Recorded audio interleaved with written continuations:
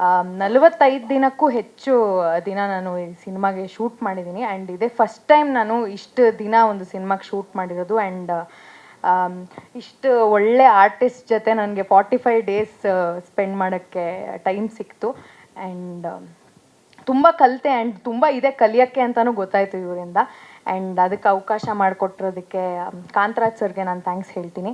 And ಈ ಸಿನಿಮಾದಲ್ಲಿ ನಾನು ಸ್ಟಂಟ್ಸ್ ಮಾಡಿದ್ದೀನಿ.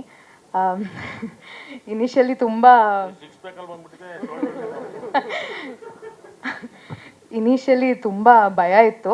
But expert guidance Ravi Varma master and ನಮ್ಮ ಕೋ ಆರ್ಟಿಸ್ಟಿಂದ ಕಾನ್ಫಿಡೆನ್ಸ್ ಬಂತು. ಆ್ಯಂಡ್ ಚೆನ್ನಾಗಿ ಮಾಡಿದ್ದೀನಿ ಅಂತ ಅಂದ್ಕೊಂಡಿದ್ದೀನಿ. ಆ್ಯಂಡ್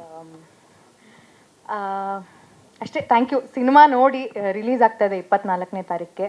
ನಾವು ಮಾಡಿರೋದೆಲ್ಲ ನಮ್ಗೆ ಇಷ್ಟ ಆಗುತ್ತೆ ಅಂತ ನಂಬಿದ್ದೀನಿ.